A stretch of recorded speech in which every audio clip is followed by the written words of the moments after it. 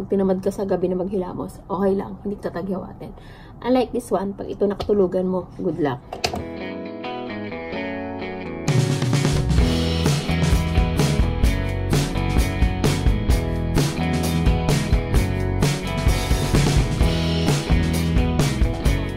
Hello everyone, this is Mommy Pepot and I'm so happy that you're here to watch my video. Hello. Together with Baby Marius. Hello. So, if you're new here sa aking channel, I hope that you will subscribe and click on the notification bell para lagi kang notified pag mayroon akong new video. Kung ikaw naman ay hindi bago sa aking channel, welcome back! Yes, bago ang hair ko ngayon, nagpakulot ulit ako and nagpabawas ng bangs kasi medyo mahaba na siya. So, ayun. Ang topic natin for today is I'm going to share with you ang aking bagong skincare routine, ang aking daytime and nighttime skincare routine. So this is my morning skincare routine. So after washing my face, ang gamit ko na sabon is Kojic Soap, papaya soap, para pampuputi ng mukha. So after washing my face, I use this toner. I use Thayer Switch Hazel as my toner. So, I've been using this for more than 6 months na yata. Maganda siya sa mukha eh.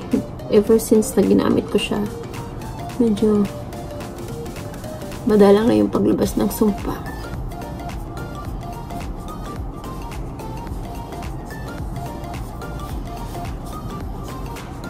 Kung nagtatoner kayo, pati yung leeg nyo, ito-toner, ipupunasan nyo din. Kasi yung bato. Tapos pag ano, pati yung siko, tuhod, sayang yung products dun sa bulak eh. So now, after toner, Snail Recovery Brightening Ampoule.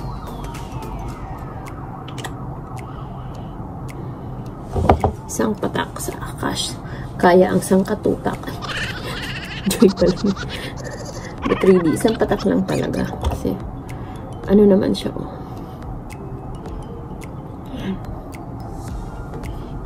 Medyo matagal matuyo ito. But,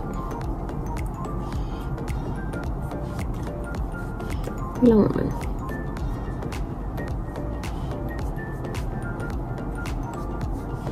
Ayan. And then, after that, pag na-absorb na siya ng skin, this one is next. This is Aloe Vera. Alam, mas maganda siya if you keep this inside your ref kasi para mas malamig siya. Mas masarap sa mukha. Pero, since I do my skincare dito sa aking bedroom, okay na din. Hindi naman mainit dito.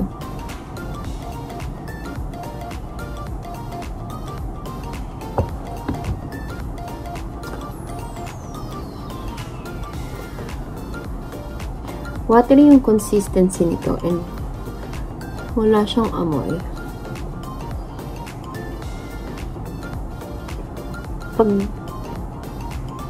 Pag malamig siya sa mukha. Pag hindi siya malamig, syempre hindi siya malamig sa mukha. So what I'm trying to say is, wala siyang special factor, special emit na nagpapalamig sa mukha mo. So it's just like giving water to your skin. Medyo matagal ito ma-absorb ng mukha. So, habang nag-absorb siya, you can make that time, you can make use of that time para i-massage mo yung face mo. Somebody asked our mommy group, kung hindi ka pa member, just look for Mommy Vlogger Pepot Mommy Club on Facebook and join ka. Kung anong mas maganda, kung jade roller or rose quartz roller. Personally, pare-pares lang. You can use your fingers, but if you're really looking for something like that, I recommend rose quartz because rose quartz can also is also good for your love life. And kung may love life ka, buy rose quartz. Kung gusto mo magpayaman, use the jade. Tama ba? Na ang jade is for ano, for prosperity yata, but I'm not quite familiar. Ang medyo kabisado ko lang is rose quartz, amethyst, and ano pa yung isang gusto kong stone. Oh my god, nakalimutan ko na. Ayun, medyo natutuyo na siya. Kung alis ako ng bahay, usually after this one, after nung aloe vera, ito yung pinapatong ko. So, ito ay tinted sunscreen. It's SPF 50. So, hindi ko na kailangan mag-foundation or mag-coverage. Ito lang. Kasi tinted naman na siya. And wala naman masyadong sumpa yung mukha ko. So, hindi naman siya mahirap cover up. But, if I'm just here at home, ito yung nilalagay ko. Kung napanood niyo yung video ko sa Instagram, sa IGTV about my skincare routine, hindi ganito yung itsura nito. Ito yung lumang packaging niya. Ito na yung bago. Hindi ko alam kung bakit niya binago. Pero pares pa din naman sila. Yeah. So, I like this one because alam nyo, effective siya magpaputi ng mukha. So, lagay na natin. Ito yun na siya.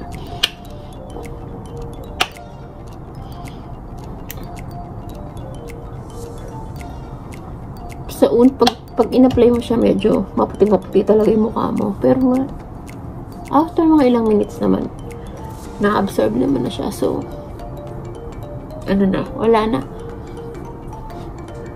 Hindi ko ito ginagamit pag umaalis ako. Kasi, kapag nagpawis na yung mukha ko, nag-oxidize siya. So, nangitim yung mukha ko. Tama ba? Oxidize is the term. I really don't know. But, medyo acidic kasi yung face ko. So, kapag nagpawis na siya, nangingitim na siya. Unlike if I use this one, ito hindi. The only advantage nito is, pwede mo itong tulugan. Pag tinamad ka sa gabi na maghilamos, okay lang, hindi tatagyawatin. Unlike this one, pag ito nakatulugan mo, good luck. Nabukasan, maggulat ka, may sumpa ka na.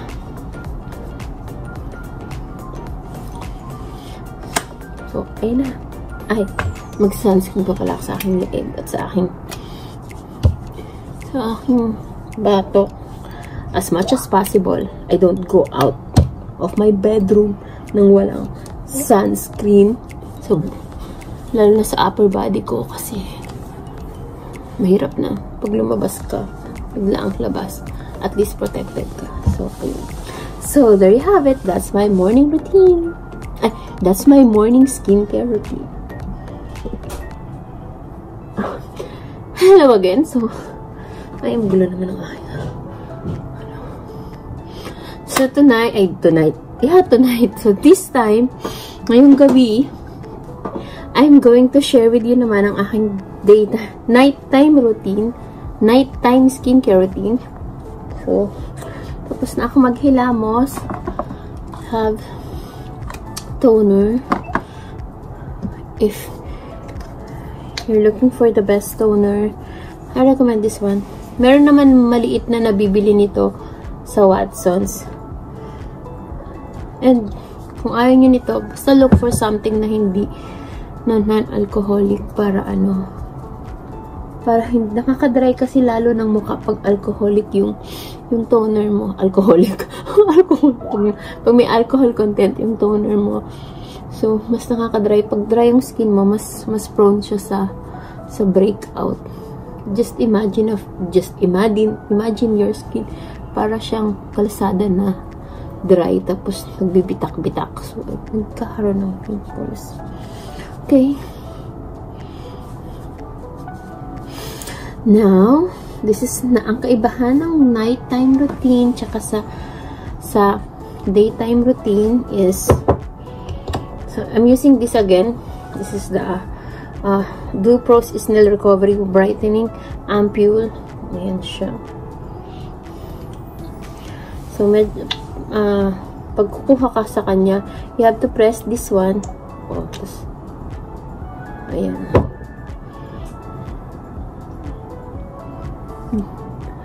Pag kinuha mo siya sa bottle, parang ang kapal niya. Pero actually, pag inana mo na siya sa face, hindi naman siya ganun ka-sticky. Medyo watery nga yung texture niya. Very faint lang yung smell niya.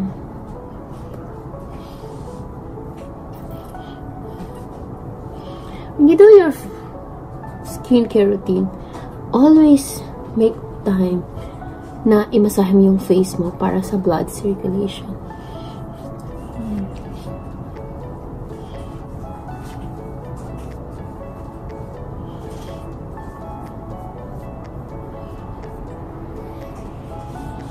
Okay.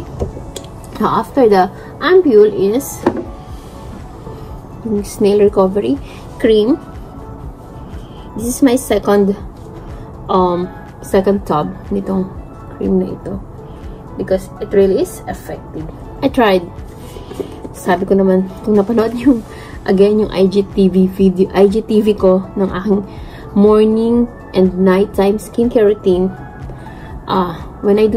Nung ginawa ko siya, paubos na yung ganito ko. And I said that I'm going to try a different brand ng Snail cream.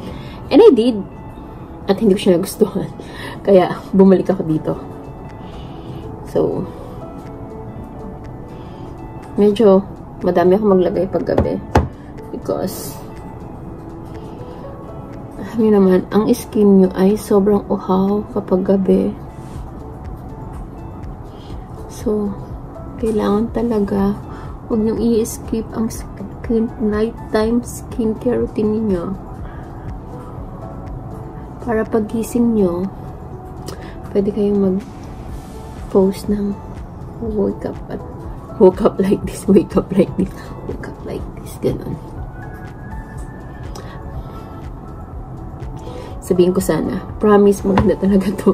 Kaya lang, syempre iba-iba naman tayo ng skin, diba? So, what may work for my skin may not work for your skin. So, but if you're looking for a product to try at willing kayo mag-risk, you can try this one.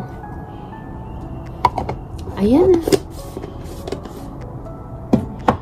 Okay na ang ating pati dito nilalagyan ko din kasi maitim yung bato ko. So ayan na. Done with my nighttime skincare routine. So ayun guys, thank you for watching. See you again soon. Pag nagpalit na ako ng bagong skincare routine. Say bye-bye na, mahal. Bye!